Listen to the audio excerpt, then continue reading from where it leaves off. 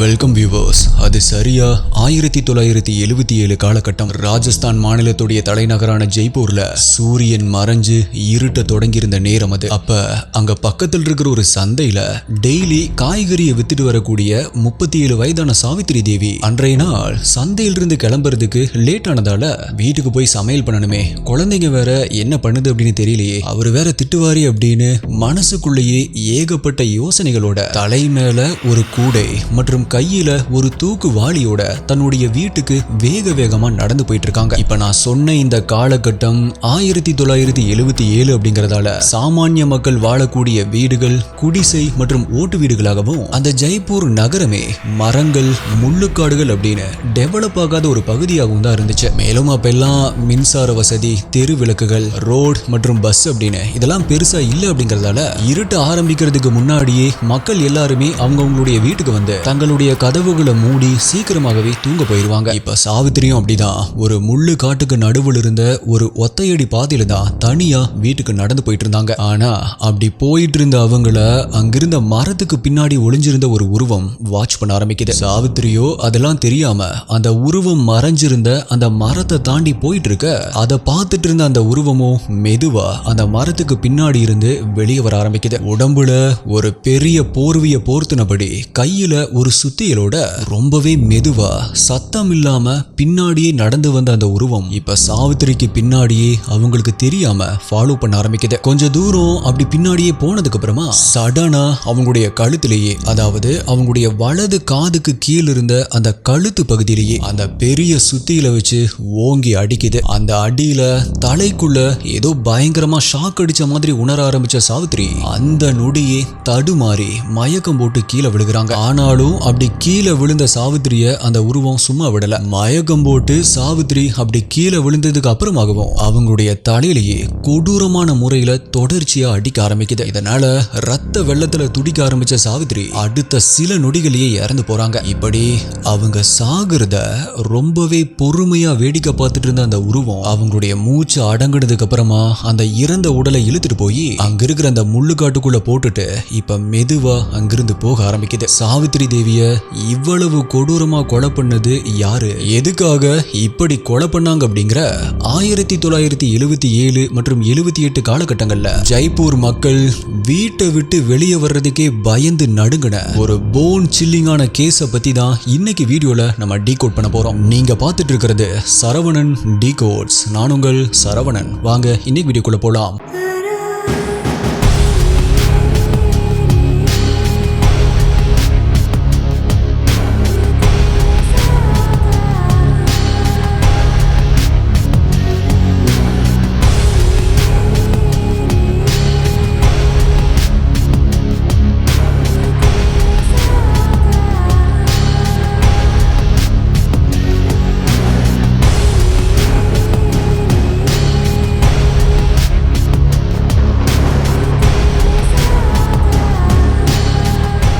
இந்த வீடியோல நான் சொல்ற யூடியூப்ல காமிக்க முடியாத crime scene images, crime scene videos எல்லாமே நம்மளுடைய அபிஷியல் டெலிகிராம் குரூப்ல தான் அப்டேட் பண்ணுவோம். யூடியூப்ல கரெக்டா நோட்டிபிகேஷன் கிடைக்காதவங்களுக்கும் அங்க இன்ஸ்டன்டா அப்டேட் கிடைச்சிடும். டெலிகிராம் யூஸ் பண்ணாதவங்களுக்கு வாட்ஸ்அப்ல நம்மளுடைய சேனல் இருக்கு, அங்கேயுமே உங்களுக்கு இன்ஸ்டன்ட் அப்டேட்ஸ் கிடைச்சிடும். நம்மளுடைய அபிஷியல் வாட்ஸ்அப் மற்றும் டெலிகிராம் சேனலுடைய லிங்க் டிஸ்கிரிப்ஷன் பின்ட் கமெண்ட்ல கொடுத்திருக்கேன், செக் பண்ணி பாருங்க.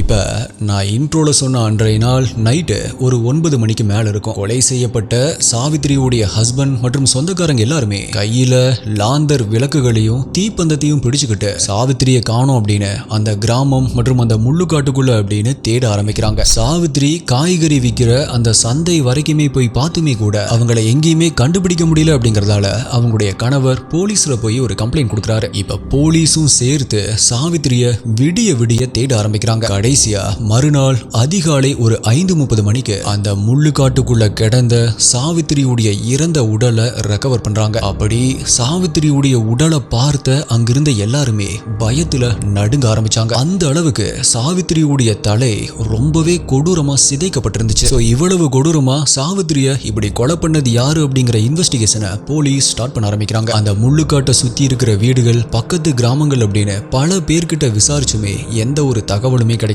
கிட்டத்தட்ட ஒரு மாசத்துக்கு மேல ஆகியுமே கூட இந்த கேஸ்ல எந்த ஒரு லீடுமே கிடைக்காம போகுது. ஆல்சோ அதே டைம்ல தான் இன்னொரு பயங்கரமான இன்சிடென்ட்டும் நடக்க ஆரம்பிக்குது. 48 வயது இருக்கக்கூடிய ஒரு ஆண் ஒரு ஓடைக்கு பக்கத்தில் உட்கார்ந்து தன்னுடைய காலை கடனை கழிச்சிட்டு இருந்தாரு. அப்ப மரத்துக்கு பின்னாடி ஒளிஞ்சிருந்த அந்த உருவம் அவரை வாட்ச் பண்ண ஆரம்பிக்குது. ஆல்சோ தன்னுடைய காலை கடனை முடிச்சிட்டு எழுந்திருச்சு நடந்து வந்த அவருக்கு முன்னாடி போய் சடனா நின்ன அந்த உருவத்தை பார்த்து அந்த ஆண் அதிர்ந்து போய் நிக்க அடுத்த நொடியே அந்த உருவம் அதனுடைய கையில வச்சிருந்த சுத்தியில வச்சு அவருடைய இடது காதுக்கு கீழே ஓங்கி அடிக்குது. அப்படி அடிச்ச அடியில மயக்கம் போட்டு கீழே விழுந்துமே கூட அந்த உருவம் அவரை விடல. சாவித்திரி மாதிரியே இங்கேயுமே அவருடைய தலைய மாறி மாறி அடிச்சுட்டு அதுல அவர் துடிச்சு இறந்து போறத வேடிக்கை பார்க்கவும் செய்யுது. இப்படி அடுத்த 2 வாரத்துல வேலைக்கு போயிட்டு வீட்டுக்கு வந்துட்டு இருந்த ஒரு 2 இளைஞர்களும் சேம் இதே பேட்டர்ன்ல ரொம்பவே கொடூரமான முறையில கொலை செய்யப்பட்டு கிடக்கிறத போலீஸ் கண்டுபிடிக்கிறாங்க. இப்ப இத தெரிஞ்சுகிட்ட பத்திரிகைகளும் மர்ம மனிதனின் நடமாட்டம் அப்படின்னும் ஜெய்ப்பூரை சுற்றி நடக்கும் கொலைகள் அப்படின்னும் அந்த மர்ம மனிதனுடைய பெயரை கண்பத்திமார் கில்லர் அப்படின்னும் நியூஸ்ல போடவும் செய்யறாங்க. கண்பத்திமார் கில்லர் அப்படின்னா தமிழ்ல காதுக்கு கீழே அடிச்சு கொலை பண்றவன் அப்படின்னு அர்த்தம். அதாவது கில்லர் விக்டிமுடைய காதுக்கு கீழே இருக்கிற கழுத்து பகுதியில் அடிச்சு கொலை பண்றதையே பேட்டர்னா வச்சிருக்கான் அப்படிங்கறதால பத்திரிகைகள் அவனுக்கு இப்படி ஒரு நிக் நேம் வைக்குது. இப்படி ஒரு பெயரை கொடுத்த அந்த பத்திரிகைகளுக்கு அடுத்தடுத்து அதிர்ச்சியான செய்திகளை கொடுக்கிற மாதிரியான கொலைகளும் தொடர்ச்சியா நடந்துகிட்டே தான் இருந்துச்சு.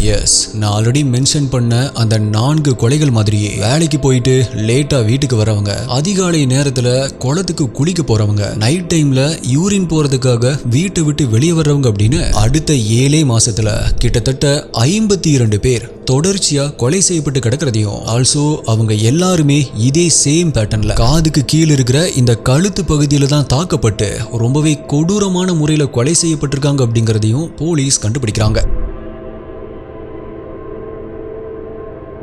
ஆனாலுமே இவ்வளவு கொலைகளையும் பண்ற அந்த கில்லர் யாரு, ஆக்சுவலா கில்லருடைய மோட்டிவ் என்னதான் அப்படின்னு கூட கண்டுபிடிக்க முடியாம திணற ஆரம்பிக்கிறாங்க. பிகாஸ் விக்டிம்ஸ் கிட்ட இருந்த பொருட்கள் மற்றும் அவங்களுடைய பணம் அப்படின்னு எதுவுமே திருடப்படல. ஆல்சோ கொலை செய்யப்பட்ட பெண்களுமே கூட சீரழிக்கப்படல அப்படிங்கறதால கில்லர் எதுக்காக கொலை பண்றான் அப்படிங்கிற நோக்கத்தை கூட கண்டுபிடிக்க முடியாம போலீஸ் திணற ஆரம்பிக்கிறாங்க. குறிப்பா கொலை செய்யப்பட்ட எல்லாருமே ஒருத்தருக்கு ஒருத்தர் எந்தவித அறிமுகமும் இல்லாத ஒரு நபர்களா இருந்திருக்காங்க அப்படிங்கிற விஷயமும் போலீஸுடைய தலைமுடிய பிச்சுக்கு வச்சது. அதே நேரத்துல ஜெய்ப்பூர் மக்கள் ஊருக்குள்ள ஏதோ ஒரு பேயுன்னு சுத்திட்டு இருக்கு, அதுதான் இவ்வளவு ஒரு கொடூரமான கொலைகளை பண்ணுது அப்படிங்கிற மாதிரியான வதந்திகளும் பரவ ஆரம்பிக்குது. இதனால பொழுது சாஞ்சதுக்கு அப்புறமா வீட்டை விட்டு வெளியே வந்தாலே உயிருக்கு உத்தரவாதம் இல்லை அப்படின்னு பயந்து நடுங்கி போன அந்த மக்கள் வீட்டுக்குள்ளேயே முடங்க ஆரம்பிக்கிறாங்க. இந்த விஷயத்தை ரொம்பவே சீரியஸா பார்க்க ஆரம்பிச்ச ராஜஸ்தான் ஸ்டேட் கவர்மெண்ட் இந்த சீரியல் மர்டர் கேஸ் சால்வ் பண்றதுக்காக ஒரு ஸ்பெஷல் இன்வெஸ்டிகேஷன் டீமை ஃபார்ம் பண்றாங்க. ஜெய்ப்பூரை சுத்தி இருக்கிற பகுதிகளில் இரவு நேரங்கள்ல தீவிரமா ரவுண்ட்ஸ் போகவும் ஆரம்பிக்கிறாங்க. பட் கிட்டத்தட்ட ஒரு மாசம் ஆகியுமே கூட அவங்களுக்கு எந்த ஒரு லீடுமே கிடைக்காம போகுது. ஸோ போலீஸுமே கில்லரை இப்படியே கண்டுபிடிக்க முடியாமே போயிருமோ அப்படின்னு விரக்தி அடைய ஆரம்பிக்கிறாங்க. பட் அப்பதான் அவங்களுக்கு ஒரு மிகப்பெரிய நம்பிக்கையை கொடுக்கிற மாதிரியான விஷயம் நடக்க ஆரம்பிக்குது. 28 வயதான பூபேந்திரா பக்கத்து கிராமத்துல தச்சு வேலை பார்த்துட்டு நைட்டு ஒரு 8 மணி போல தன்னுடைய சைக்கிள்ல வீட்டுக்கு போயிட்டு இருந்தாரு. அப்ப திடீர்னு அவர் போயிட்டு இருந்த அந்த பாதையில ஒரு மரத்துக்கு பின்னாடி ஒளிஞ்சிருந்த அந்த உருவம் சடனா ஓடி வந்து சைக்கிள்ல போயிட்டு இருந்த பூபேந்திராவை தள்ளி விடுது. சோ சைக்கிளோட தரையில விழுந்த பூபேந்திரா யாரு நம்மளை தள்ளி விட்டது அப்படின்னு அதிர்ச்சியோட நிமிந்து பாக்குறாரு. அங்க போர்வையை போர்த்திருந்த அந்த உருவம் கையில சுத்தியிலோட நின்றுட்டு இருக்கிறத பார்த்து மிரண்டு போறாரு. எல்லாருமே சொன்னது உண்மைதான், இதுதான் எல்லாத்துக்குமே காரணம். இப்ப இது மத்தவங்க மாதிரியே நம்மளையும் இப்ப கொல்ல போகுது அப்படின்னு அவருடைய உடல் முழுக்கவே நடுங்க ஆரம்பிக்குது.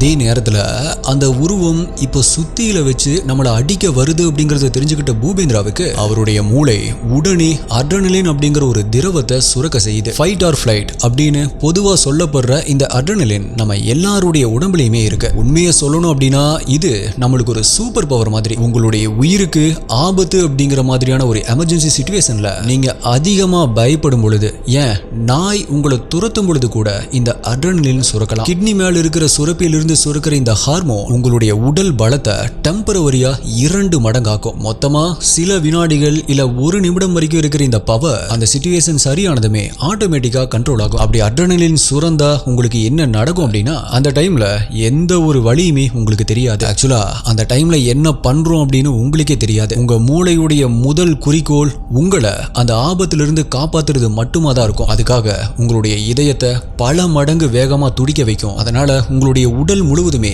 ரத்தம் வேகமா பரவ ஆரம்பிக்கும். உங்களுடைய கண்ணுடைய கரு விழிகளுக்குள்ள இருக்கிற கண் இலை பெருசாகும். மொத்தத்துல சொல்லணும் அப்படின்னா உங்களை ஒரு சூப்பர் ஹீரோ மோடுக்கு மாத்தும். விக்ரமுடைய இருமுகன் படம் யாரெல்லாம் பார்த்திருக்கீங்க, அதுல கூட இதை காமிச்சிருப்பாங்க. சோ அப்படி அட்ரினலின் சுரக்க ஆரம்பிச்ச பூபேந்திரா தன்னுடைய உடல்ல இருக்கிற மொத்த பலத்தையுமே அவருடைய கால்களுக்கு கொடுத்து அங்கிருந்து தப்பிச்சு ஓட ஆரம்பிக்கிறாரு. அப்படி தப்பிச்ச பூபேந்திரா அடுத்த நாள் காலையில நேரா போலீஸ் ஸ்டேஷனுக்குள்ள போய் முந்தைய நாள் நைட்டு தனக்கு நடந்த அந்த பயங்கரமான விஷயத்தை சொல்லி கம்ப்ளைண்ட் கொடுக்கறாரு. மேலும் ஜெய்ப்பூரை சுத்தி நடந்த அத்தனை கொடூரமான கொலைகளுக்கும் காரணமான அந்த உருவத்துடைய முகத்தை நான் பார்த்தேன் அப்படிங்கிற ரொம்பவே முக்கியமான விஷயத்தை போலீஸ் கிட்ட சொல்றாரு. அப்படி அவர் சொன்னது, அந்த சீரியல் கில்லர் ஒரு ஆண். அவனுடைய உடம்பு ரொம்பவே ஒல்லியா இருந்துச்சு. பாக்குறதுக்கு சினிமா ஹீரோ மாதிரி இருந்த அவனுக்கு 25 இருந்து 30 வயசுக்குள்ளதான் வயசு இருக்கும் அப்படின்னு சொல்லி முடிக்கிறாரு. இதை கேட்ட போலீஸ் ஒரு வழியா இந்த கேஸ்ல ஒரு லீடாவது கிடைச்சதே அப்படின்னு சந்தோஷப்பட ஆரம்பிக்கிறாங்க. ஆல்சோ அவரு சொன்ன அடையாளங்களை வச்சு அந்த கில்லருடைய முகத்தையும் வரைய ஆரம்பிக்கிறாங்க.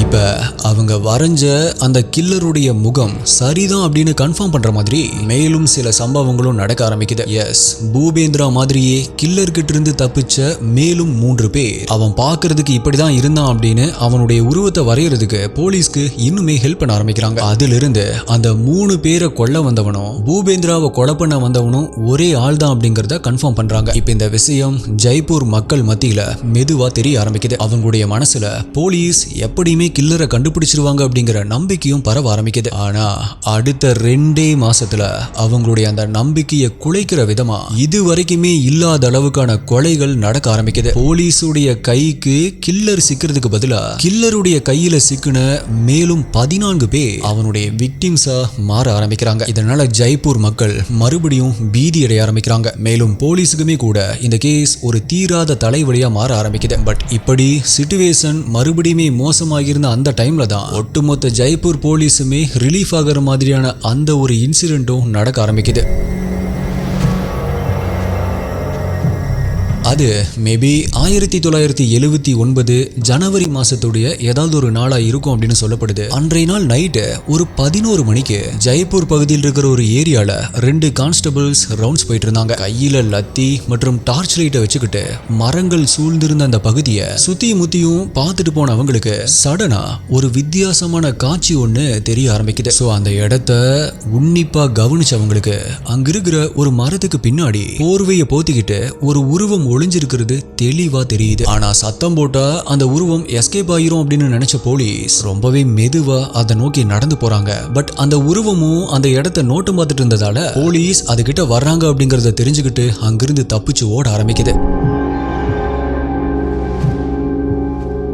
ஆனா மின்னல் வேகத்துல அதை சேஸ் பண்ண போலீஸ் அடுத்த சில நொடிகளே அதை விரட்டி பிடிக்கிறாங்க. அப்பதான் அந்த உருவம் ஒரு இளைஞன் அப்படிங்கறதையும் அவனுடைய கையில ஒரு சுத்தியல் இருக்குது அப்படிங்கறதையும் நோட் பண்றாங்க. மிக முக்கியமா அவனை ஸ்டேஷனுக்கு கூட்டிட்டு போய் அவங்க தேடிட்டு இருக்கிற அந்த கில்லருடைய டிராயிங் கூட கம்பேர் பண்ணி பாக்குறப்பதான் அவன் தான் ஒட்டுமொத்த ஜெய்ப்பூர் மக்களையுமே பீதி அடைய வச்ச கண்பாத்திமார் கில்லர் அப்படிங்கறதையும் அவனுடைய உண்மையான பெயர் சங்கரியா அப்படிங்கறதையும் கண்டுபிடிக்கிறாங்க. அதுக்கப்புறமா அவனையும் அவனுடைய பேரண்ட்ஸ், ரிலேட்டிவ்ஸ், நெய்பர்ஸ் அப்படின்னு இப்படி எல்லாரையுமே போலீஸ் விசாரிக்கிறப்பதான் எதனால அவன் இப்படி ஒரு கொடூரமான கொலைகாரனா மாறினா அப்படிங்கிற விஷயத்தை போலீஸ் தெரிஞ்சுக்கிறாங்க. அப்படி போலீஸ் தெரிஞ்சுக்கிட்ட மொத்த ஜெய்ப்பூர் மக்களையுமே பீதியில உறைய வச்ச அந்த சீரியல் கில்லர் சங்கரியா சொன்ன விஷயங்கள் இதுதான்.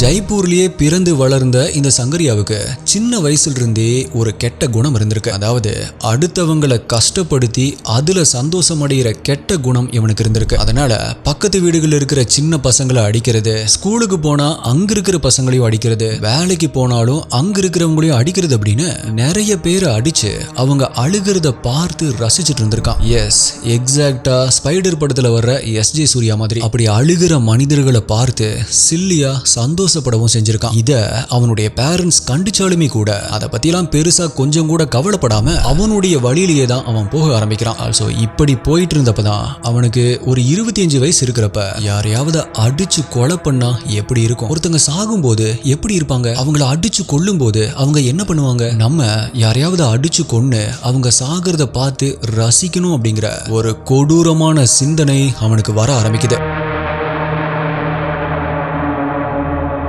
ஸோ ஒரு நாள் அவங்க வீட்டில் இருந்த ஒரு பெரிய சுத்தியில் எடுத்துக்கிட்டு யாராவது தனியா வந்து சிக்கிறாங்களா அப்படின்னு அவனுடைய வீட்டுக்கு பக்கத்தில் இருக்கிற அந்த முள்ளுக்காட்டுக்குள்ள இருந்தபடி வாட்ச் பண்ண ஆரம்பிக்கிறான். அப்பதான் நான் இன்ட்ரோல சொன்ன மாதிரி சாவித்திரி தேவிய அவனுடைய முதல் விக்டிமா மாத்திருக்கான். மேலும் ரத்தம் தெறிக்க தெறிக்க அவங்க துடிச்சு சாகிறத பார்த்து ரசிச்சு அவனுக்கு அது ரொம்பவே பிடிச்சு போயிருக்கு. ஸோ அதே மாதிரி கண்டினியூஸா கொலை பண்ணி அவனுடைய விக்டிம்ஸுடைய மரணத்தை என்ஜாய் பண்ணி பார்த்துட்டே இருந்திருக்கான். ஆரம்பத்துல அவன் விக்டிமான சாவித்திரியுடைய காதுக்கு கீழே இருக்கிற அந்த கழுத்து பகுதியில எந்த ஒரு எய்முமே இல்லாம குருட்டுத்தனமா தான் அடிச்சிருக்கான். ஆனா அந்த அடியில அவங்க உடனடியா மயக்கம் அடைஞ்சதால அடுத்தடுத்த விக்டிம்ஸையும் அவன் அதே மாதிரி அடிச்சு மயக்கம் போட வச்சு கொலை பண்ணியிருக்கான். இப்படியே 1977 இருந்து 78 வரைக்கும் 20 இருந்து 50 வயசு வரைக்கும் இருக்கிற ஆண்கள் மற்றும் பெண்கள் அப்படின்னு மொத்தமா 70 பேரை கொலை பண்ணவன் பல நாள் திருடன் ஒரு நாள் சிக்குவான் அப்படிங்கிற மாதிரி கடைசியா மறுபடியுமே யாரையாவது கொலை பண்ணணும் அப்படின்னு வெயிட் பண்ணிட்டு இருந்தப்பதான் போலீஸ் கிட்ட வசமா மாட்டிருக்கான். ஆக்சுவலா இதுல ஒரு முக்கியமான விஷயம் என்ன அப்படின்னா அவன் நைட் டைம்ல இந்த மாதிரியான கொலை வெறியோட வெளியே போய் சுத்திட்டு இருந்திருக்கான் அப்படிங்கிற விஷயம் அவனுடைய பேரண்ட்ஸ்க்கு சுத்தமா தெரியாம இருந்திருக்கு அப்படிங்கிறது தான். மேலும் அவன் தான் கில்லர் அப்படின்னு தெரிஞ்சதுக்கு அப்புறமா அவனுக்கு மனநலம் பாதிக்கப்பட்டிருக்கு. அதனாலதான் இப்படி பண்ணிருக்கான் அப்படின்னு அவனுடைய பேரண்ட்ஸ் மற்றும் ரிலேட்டிவ்ஸ் போலீஸ் கிட்ட அவனுக்கு சப்போர்ட் பண்ணி சொல்ல ஆரம்பிக்கிறாங்க. ஆனா அவனை செக் பண்ணி பார்த்த டாக்டர்ஸ் அவனுக்கு எந்த ஒரு மென்டல் ப்ராப்ளமுமே இல்லை அப்படின்னும் கண்டினியூஸா கொலை பண்ணணும், விக்டிம்ஸ் சாகிறத பார்த்து ரசிக்கணும் அப்படிங்கிற அந்த கொலைவெறி மட்டும்தான் அவனுக்கு இருந்திருக்கு அப்படிங்கிறதையும் கன்ஃபார்ம் பண்றாங்க. ஸோ இதை ஏத்துக்கிட்ட கோர்ட் 1979 மார்ச் மாசம் 70 பேரை ரொம்பவே கொடூரமா கொலை பண்ண அந்த குற்றத்திற்காக டெத் சென்டென்ஸ் கொடுத்து அவனுக்கு தீர்ப்பு எழுதியிருக்கு. இதை எதிர்த்து அப்போதைய ஜனாதிபதி கிட்ட மெர்சி பெட்டிஷனும் போட்டிருக்கான். ஆனா அவரு அதை ரிஜெக்ட் பண்றாரு. கடைசியா 1979 மே மாசம் ஜெய்ப்பூர் சென்ட்ரல் ஜெயில வச்சு அவனுடைய தூக்கு தண்டனை நிறைவேற்றப்படுது. இப்படி கன்பாத்திமார் கில்லருடைய மூச்சு நின்னு போச்சு அப்படின்னு தெரிஞ்சதுக்கு அப்புறமா தான் ஜெய்ப்பூர்ல இருந்த மக்கள் பலருமே நிம்மதி பெருமூச்சு விட்டு இரவு நேரங்கள்ல நிம்மதியா அவங்களுடைய இயல்பான வாழ்க்கையை கண்டினியூ பண்ண ஆரம்பிச்சாங்க. இந்த கேஸ்ல நம்ம கவனிக்க வேண்டிய ஒரு முக்கியமான விஷயம் என்ன அப்படின்னா இந்தியாவுடைய கிரைம் ஹிஸ்டரியிலேயே 27 வயசுலயே ஒரு கொடூரமான சீரியல் கில்லரா இருந்து அதுக்காக டெத் சென்டென்ஸும் எக்ஸிக்யூட் பண்ணப்பட்ட ஒரு பர்சன் அப்படின்னா அது இந்த கன்பாத்திமார் கில்லரான சங்கரியா அப்படிங்கிறவன் தான். அது மட்டும் இல்ல, இவன் சாகிறதுக்கு முன்னாடி ஒரு ஸ்டேட்மெண்ட் கொடுத்திருக்கான். ஆக்சுவலா நான் எல்லா கொலைகளையுமே வேடிக்கையா நினைச்சுதான் பண்ணிட்டேன். ஆனா அது எவ்வளவு பெரிய தப்பு அப்படிங்கிறது எனக்கு தரப்பட்ட இந்த தூக்கு தண்டனையை வச்சு பார்க்கும்போதுதான் எனக்கு புரியுது. என்ன மாதிரி இன்னொரு சீரியல் கில்லர் உருவாயிடக்கூடாது அப்படிங்கறதான் என்னுடைய கடைசி ஆசை அப்படின்னு அவன் சொல்லியிருக்கான். விச் மீன்ஸ் கண் கெட்ட பிறகு சூரிய நமஸ்காரம் அப்படின்னு சொல்லுவாங்க இல்லையா, அதே மாதிரி ஒரு நிலைமை தான் சீரியல் கில்லரான சங்கரியாவுக்கும் வந்திருக்கு. பட் அட்லீஸ்ட் பரவாயில்ல, அப்போவாவது அவனுக்கு புரிஞ்சுது. ஆக்சுவலா நம்மளுடைய OGSDAக்கு தெரியும் ரொம்ப நாளுக்கு அப்புறமா இப்படி ஒரு சீரியல் கில்லர் கேஸை நம்மளுடைய சேனல்ல போடுறோம் அப்படின்னு நினைக்கிறேன். எனக்கு இந்த மாதிரியான மிஸ்ட்ரி இன்வெஸ்டிகேஷன் கேசஸ் மேலதான் ரொம்பவே இன்ட்ரெஸ்ட் அதிகம். நம்மளுடைய பழைய வீடியோஸ் 2020, 21, 22 அப்ப போட்ட வீடியோஸ் எல்லாம் பாத்தீங்க அப்படின்னா தெரியும் அது எல்லாமே பயங்கரமான மிஸ்ட்ரி இன்வெஸ்டிகேஷன் சம்பந்தமா தான் இருக்கும். ஸோ இப்போ புதுசா வந்திருக்கிற SDA எல்லாருமே இப்போ வரைக்கும் அந்த வீடியோஸ் பார்க்கல அப்படின்னா கண்டிப்பா போய் செக் பண்ணி பாருங்க. மஸ்ட் வாட்ச் வீடியோஸ் அப்படின்னு சொல்லிட்டு ஒரு பிளேலிஸ்டே வச்சிருப்பேன், அதை போய் செக் பண்ணி பாருங்க. So my dear SDA head investigators, Jaipur மக்களை பயமுறுத்தின இந்த கம்பத்தினார் சீரியல் கில்லர் கேஸை பத்தி நீங்க என்ன நினைக்கிறீங்க அப்படிங்கறத மறக்காம கீழே கமெண்ட்ல சொல்லுங்க. ஆல்சோ அடுத்தது இதே மாதிரியான ஏதாவது டிஃப்ரெண்டான கேசஸ் இல்ல வேற என்ன ஒரு டிஃப்ரெண்டான டாபிக் டாபிக் வேணும் அப்படிங்கிறதையும் கீழே கமெண்ட் பண்ணுங்க. இந்த வீடியோல பண்ற உங்களுடைய பெஸ்டான கமெண்ட் அடுத்த வீடியோல வரும். வேற ஒரு வீடியோல மீட் பண்றேன். நன்றி, பாய்.